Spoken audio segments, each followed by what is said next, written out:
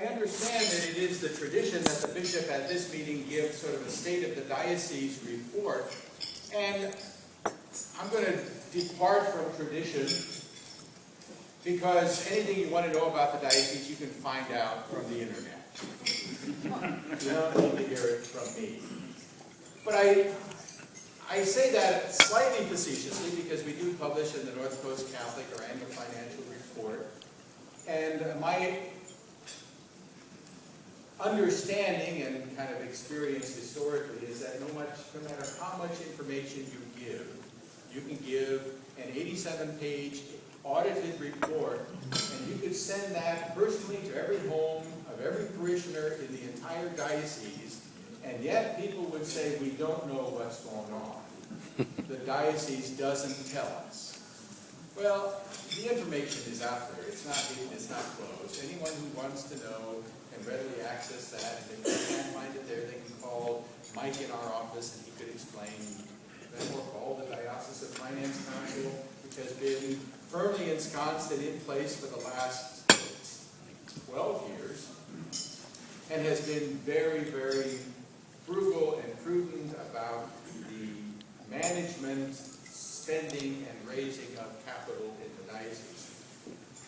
In some ways, a State of the Diocese report is not like your businesses. You could look at your business and you would say, how will we count success? Well, you will look at the number of clients served. You will look at bottom line of income received. You will look at your costs and expenses, and you will consider your profit margin, and based on those numbers, you will determine whether it was a successful year or not a successful year. And to a certain extent, our parishes and the diocese runs the same way. It is a business, and certainly that's a consideration. But I hate to tell you, that is no definition of success. Absolutely none. It counts for absolutely nothing. Is it important? Yes. Is it necessary for the life of the church? Absolutely. But does it count? Does it matter? No, it really doesn't. There are other things much more important that matter. I've had the opportunity this week to attend the Vianney presentation by Leonardo de Philippis. I was in Napa on Monday and Petaluma on Tuesday, and last night at Sonoma, and tonight I expect to see all of you at the Cathedral of St. Eugene's for this presentation. And I tell you, if I do not see you there, you will not see me here next year. Little trade-off. And one of the things that he makes clear in this life of St. Vianney and the words of St. John Vianney is that we have a marvelous God who, because we give up that which does not matter, are able to gain that which is eternal. It's a wonderful perspective. All of the resources that we have, whether they're in the diocese or in people's pockets, serve absolutely no purpose unless they are somehow devoted to the love of God. And so if we were to take, if you will, the spiritual temperature of the diocese, what would be the criteria that we would use to determine, is our diocese healthy? You know, if I ask each of you, tell me, what is your standard or measure for the health of the diocese? The investors here would say portfolios. That's your business. The lawyers would say, are we being sued again? I feel so safe. I'm surrounded by lots of lawyers here today. Those are considerations. And you bring your expertise to that. Perhaps someone would say, well, the number of students we have in our Catholic high schools, and that's certainly a measurable number. The number of seminarians is certainly significant. And by the way, we have 4 seminarians, one from Poland, one from Mexico, 2 from our own diocese, thanks be to God, at Menlo Park, St. Patrick's Seminary. We have 2 ordination candidates besides those 4, one from Mexico, one from Poland. Pray God that one will be ordained a priest even before the end of the year, the other ordained a deacon, transitional deacon, perhaps around that same time, and ordained a priest also in the spring of 2012. Besides that, we have 4 prospects, called them pre-seminarians, candidates that we're looking at. Again, 2 from the diocese, 2 from elsewhere. Our spiritual temperature, if it was measured in terms of the number of priestly vocations that have been produced in and from the Diocese of Santa Rosa, we'd be below survival temperature. We'd be anemic. I think we have to look at that and say we ought to be more concerned about that than the level of our coffers. Because we could have $100 million in endowment, but if we don't have more seminarians forward from our diocese, it indicates that there is something spiritually not yet right. That somehow we still do not fully appreciate or understand or support or encourage the beauty and dignity of the priesthood and the necessity of the priesthood for our parishes. We could look at the number of people who come to Mass on any given Sunday, and there too, even though if we could count the numbers, I suspect in the neighborhood of 30 to 40% of those who identify themselves as Catholic are actually attending Mass every Sunday. That's not a temperature at 98.6. And it certainly isn't running a fever. It's a sign of a need for something different. Pastors like to look at it, even bishops will look at the number of people contributing to weekly collections in the parish. Diocese, we look at how many total contributors give to the bishop's annual appeal or gave to the capital campaign. Out of our potential 40,000 families, we have approximately 4,000 or 5,000 who made contributions to one or the other or both of those other campaigns. 8%. Nationally, probably not too bad. Pastors are always quick to say that 90% of the resources provided for a parish comes from about 10% of the people. And that's certainly commendable for the 10%. But it is nothing for which, no matter how much those 10% give, that we can kind of sit back and say we're doing pretty well. Because it means that 80 or 90% of our people are not yet properly or spiritually engaged in the life of the church. And unfortunately, that sometimes translates into not properly spiritually engaged in God or in the things of God. How do we measure that? How do we weigh that? A bishop of Cochin, China, in the late 1800s, said to the governor of Saigon, "For me, 10 Carmelites praying are of more value than 20 missionaries preaching." Do we believe that? Is that the spiritual foundation out of which we operate? We recognize that prayer is more important than power. That a direct relationship with God is more important than the size of the endowment. That's hard for us as Americans. It's hard for me as a bishop. I would love to have a $100 million endowment. Then again, the cost of having that endowment could be my immortal soul. So perhaps we pray we never get that. because it creates a kind of reliance and dependency on self that is contrary to the gospel, contrary to the way of Christ, contrary to the way of the saints. We have to grow in our appreciation and understanding that we have to measure success by a different standard. We have many resources in the Diocese of Santa Rosa. We have the religious orders who are present, Sisters of Mercy, the Ursuline Sisters, the Sisters of St. Joseph of Orange. We have 2 Marian Sisters of Santa Rosa. We have religious priests and brothers, Carmelites and Christian brothers.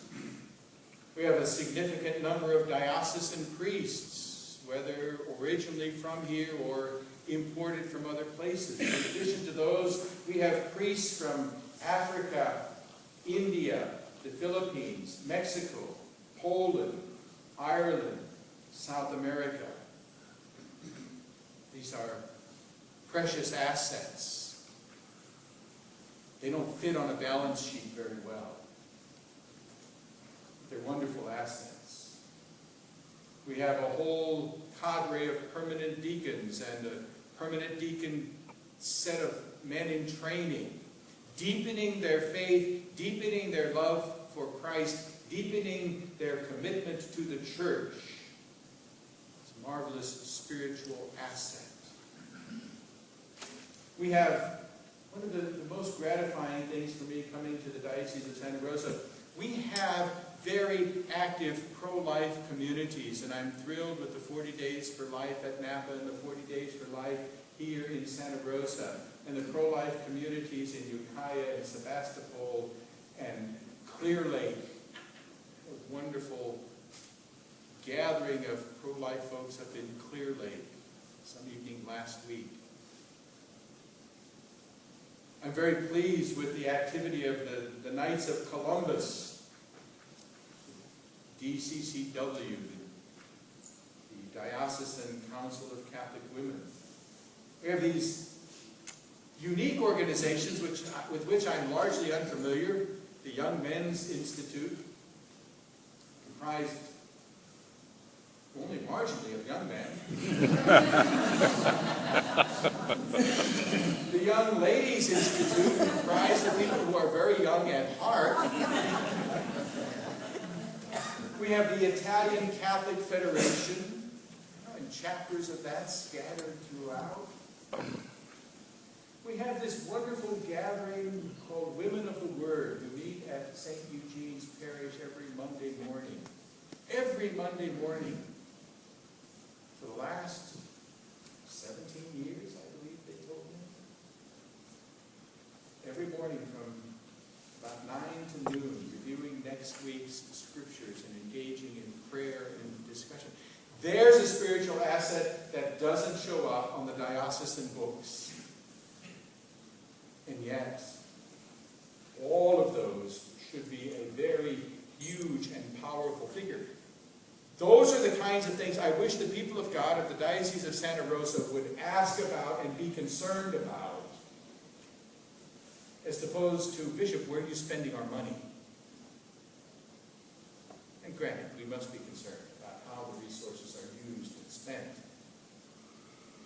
But we have to look and say, why has God given us these resources? What ultimately is the purpose of it? I told the Catholic Charities gathering in Napa, I said, if God has given you all of what you have, all of your success, all of your possessions, because you are such a good person, and you are so worthy, because of your excellence of these blessings and graces, God bless you. But I don't think that's why God gave them to you.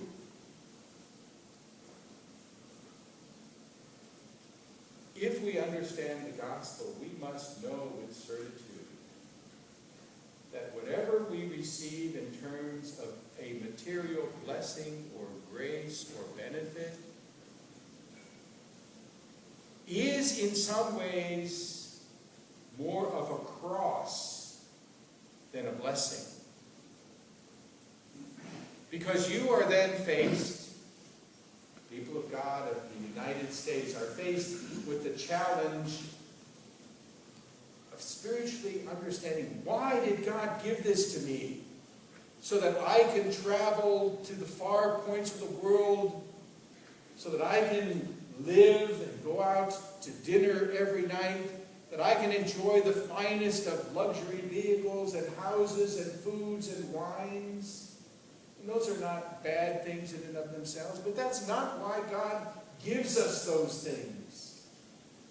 He gives us those things so that in some ways we can barter and trade with those things in some kind of grossly unequal exchange, giving away that which God has given us in order to achieve that which He hopes for us. My friends, if the wealth of the people of God of the United States does not help us get to heaven, then pray that God takes it away from us, because it is not helping us get there. And we would be better off without it. Again, at the play St. John Vianney, he says, you know, those who have a job and have resources frequently complain about what they lack. He says those who have nothing do not even have anything to lack.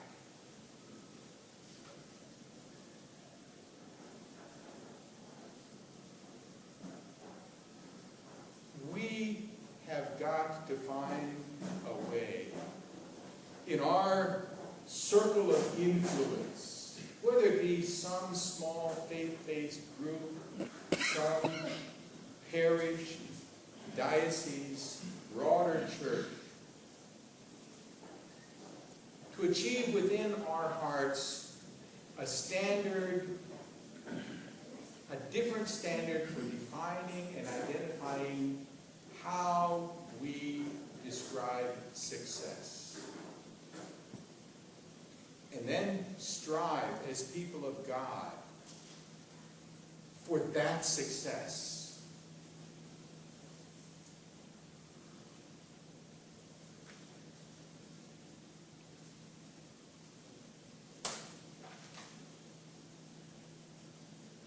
We have to find, St. Paul writes to the Romans, a fresh spiritual way of thinking. We have got to allow the gospel and God's grace in some ways to turn our lives completely upside down. Because they will be turned upside down in heaven, and everything that we look at and say, that was so precious to me, and so important and so valuable, I expended a lot of time and energy on that, and it's nothing. And here is eternity and life with God forever in heaven, and it's so precious and so valuable, and I expend for that practically nothing. We need to turn that upside down, so that somehow God becomes first in my life. We can't really look at anyone else, because the definition of success ultimately is always individual. Not, has the bishop used our resources well or poorly? Has he squandered the resources or not? Has our pastor been prudent in his management of funds or not? Honestly, stop and think about this. Does it make a spiritual difference to you? And if so, how? You see, what they do has no power to impact on your relationship with God and your facing yourself. And so the temperature that needs to be taken, and the only spiritual temperature that is adequately taken, is your own. So you can only ask, what is my spiritual temperature? And if everyone in the diocese would take a close, individual, personal look seriously at their spiritual temperature and resolve to do something about it, about the fever, about the anemia, about the lethargy, every individual. Imagine, just imagine how healthy this diocese would be. There would be no want of resources for social ministries. There would be no want of resources for the training and education of children in the Catholic faith. There would be no want of resources for continuing education for priests, cultural indoctrination for all those foreign priests who serve us, and support and education for our seminarians. See, all of those things are the results of a foundational spirituality that every single one of us has to claim.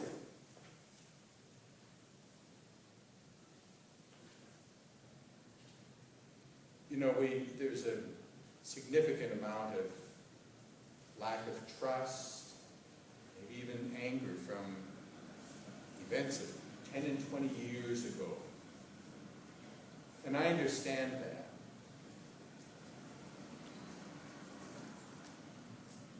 But I also challenge it, because if someone here gave $1 million to the bishop and the bishop just squandered it, I say, and I wouldn't say this to the person directly, it would be too harsh perhaps. To whom did you give it?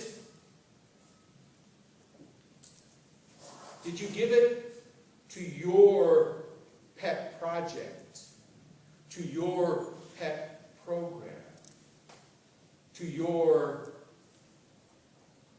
somehow entitlement to an ongoing say about what is done with what you have given? To whom did you give it? And if the answer is not, I gave it to God, then you gave it to the wrong person. And if you gave it to God, are you then angry at God that He didn't take care to use it the way you thought it should be used? See, when we give it to God. And in the giving of it, you have received the entire benefit that you're ever going to receive, regardless of how someone else may have used or misused that which you have given. The benefit is already yours, provided you have given it. See, you don't have that sense. I always feel like everything that has been given to the Catholic Church in the last 10 years, and not here, but just about everywhere, is sort of this conditional loan. You know, I give it to you provided that you use it in accord with my will. Well, it's not really a gift then. It's a different kind of relationship. Are we free enough to say, aren't you concerned with what Father's doing? I said, no, I gave that to God. That's between God and Father. If he misuses it, God's going to punish him, but he will reward me. But if I complain, he's going to punish me too, so I'm better off not to complain. See the spiritual kind of thinking we have to engage in, and it's difficult. It's painful. I give away a little bit of money, the little bit that I have. And I want to give it to something that I consider to be worthwhile, and yet another part of me says I just need to give it away. Because I need to be free of it, free of whatever attachment I have to it. That's my imprisonment. And it's kind of a ruse to say, I would give it, but only to the worthy. And so as soon as I find a worthy person, I'll make that significant contribution. Yeah, you know, that worthy person just hasn't showed up yet. No. No, it must be to God. It must be to God.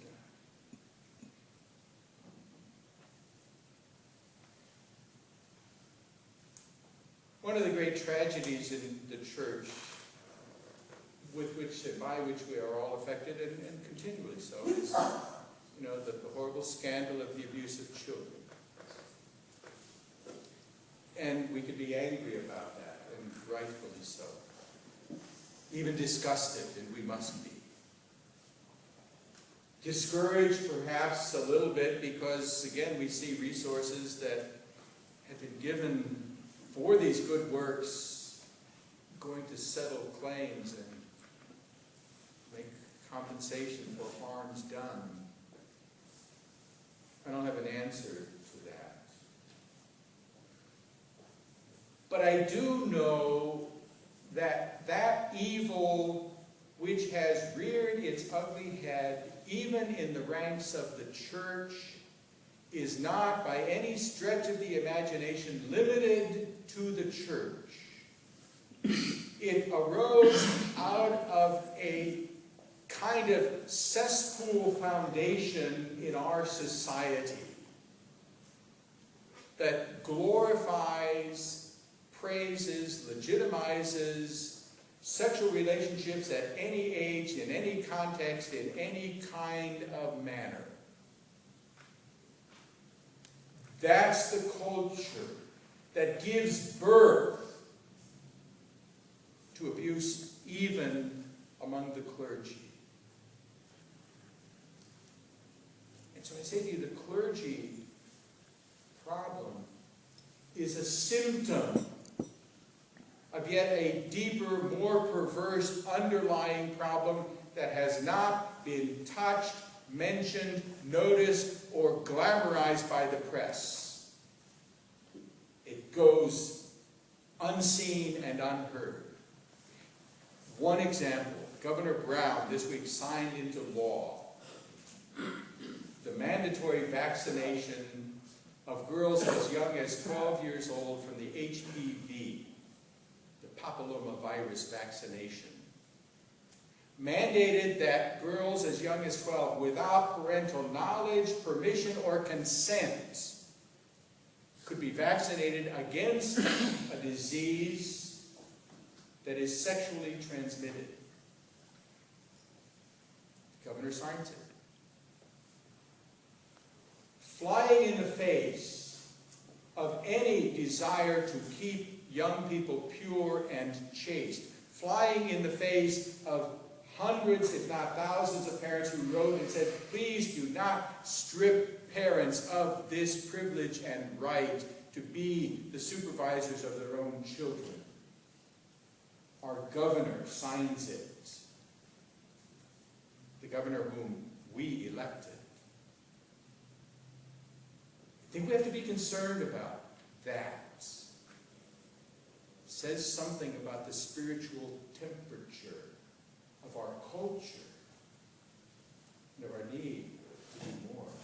The diocese, as you know, has worked and will work ever more aggressively in trying to keep children safe from all forms and natures of abuse. But if the perception is that we just need to keep them safe within the walls of the church, then children are still exposed to enormous risk and potential for harm. We have to do much better. We have to make sure that parents recognize the insidious nature of the culture and circumstances and situations into which they send their children every day, and wrap around those children a very solid and firm spiritual mantle to keep them protected. But if our goal of protection is all civil and social and secular, and it does not include grace and sacraments and formation of parents, and prayer and personal vigilance of parents, then children will never be kept safe from our society, and we have to do much better in that. And so we might take the temperature and say, well, there hasn't been any abuse by a priest, but how many children within the confines of the Diocese of Santa Rosa have been abused in their homes and in their families by relatives and friends and others who have no connection with the church whatsoever, and about whom so precious little is said or done? These children are as harmed and damaged as any child abused by a priest.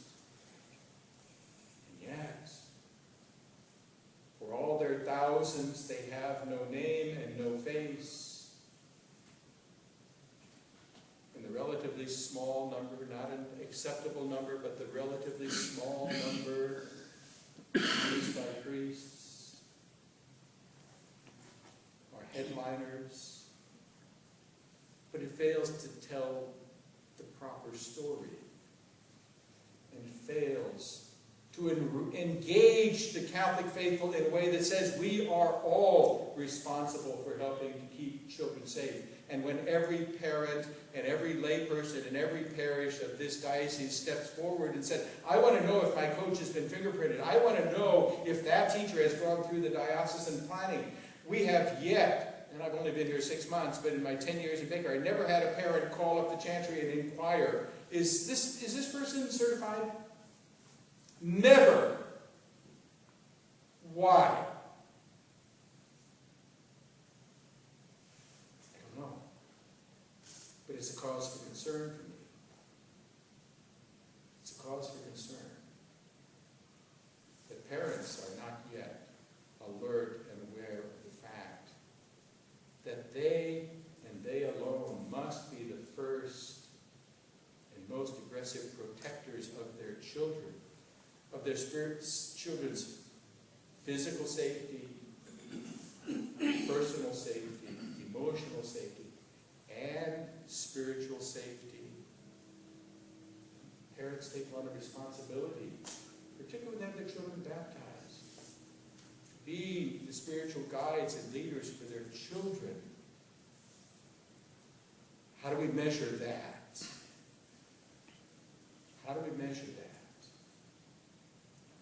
By the number of high school students who stay with the church when they go away to college? How would that number look? See, I want, 15 years I pray to be here, I want to move the diocese in the direction of a deeper spiritual foundation in all areas and in all categories of life, and to call upon the people of God to participate in that fully and faithfully, and to produce resources which make it possible for parishes, pastors, and for me as bishop to engage in programs which are beneficial for the faith, that draws people to a deeper realization of the brevity of this life and the beauty and the eternity of heaven. My friends, if we build an empire here and do not save our souls, that empire does us no good. Our Lord said that. What would it profit a man to gain the whole world and lose his soul? If you do that at the parish, conscious of need for resources, but looking beyond the resources, to do that at the diocese, to do that in your own homes. You have to be a people of God, fully and faithfully committed to the church and to all that the church teaches. In some ways, perhaps, the bringing of the play Vianney to the diocese, I was grateful to Leonardo de Philippus, who called me several months ago and said, "You've seen this production," and I saw it in Pendleton, Oregon several years ago.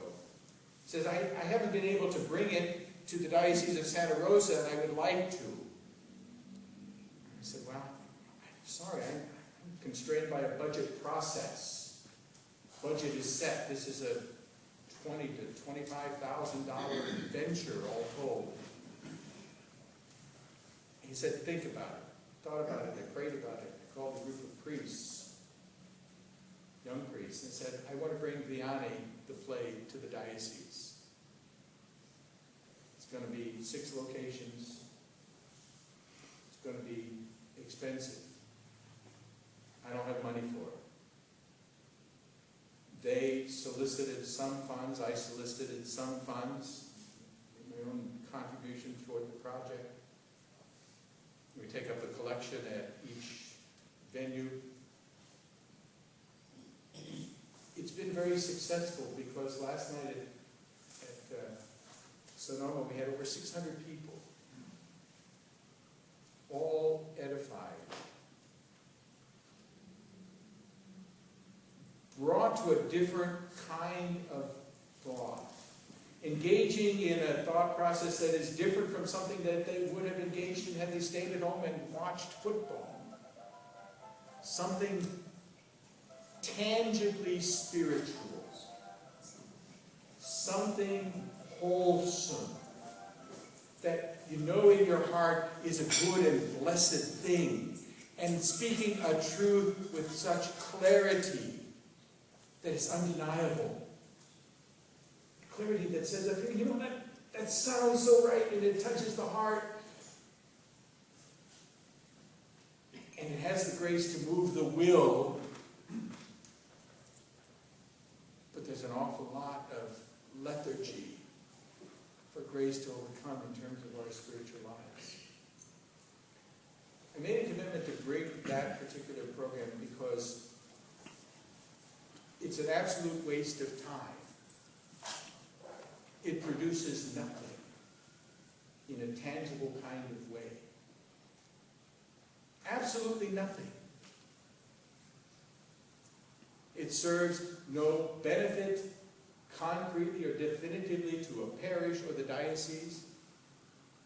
And yet, I pray and I know in my heart that that kind of program and that kind of initiative has the power of the grace of God to begin a transforming action in the diocese better than anything else. And if I had a $100 million endowment, what would I do with it? You know, Pius X was asked that question. If you wanted to kind of reform the world, what would you do? He asked cardinals. Oh, we'd build more schools. That'd be good. We'd build more hospitals. That'd be wonderful. We'd build all of these institutions of social care. That would be wonderful. He says, I would establish a Carmelite monastery. Because all of those things are good efforts, and they're necessary. But without the underpinning of prayer and solid spiritual life, even those things fade into nothing and uselessness. It must all be centered and rooted, my friends, on the love of God. The love of God has got to be in our hearts the primary motive for everything that we do.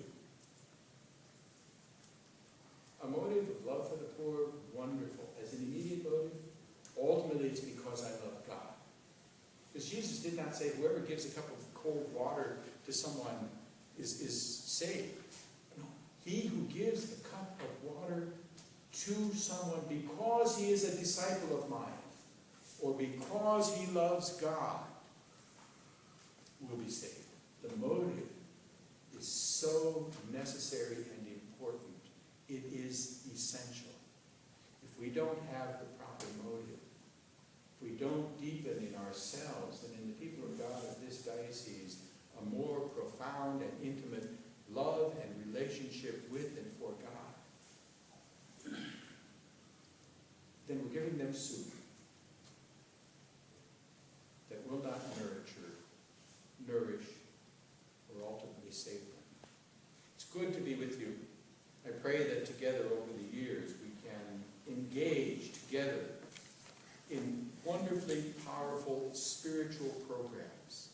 that transform our spiritual lives in a substantive kind of way, that helps us love God more deeply and more profoundly. And then out of that deepened and more profound love of God produces a wonderful outpouring of love for all the world and for all those in need of God's care. You're a part of that project. Your presence here speaks to the goodness, the devotion, the dedication of your hearts. I'm here to tell you, I will not be satisfied with half-vast measures. But I do expect vast results. Vast results. Wonderful results. Because of our primary focus on the centrality of a proper love for God. God bless you. God be with you. It's good to be with you.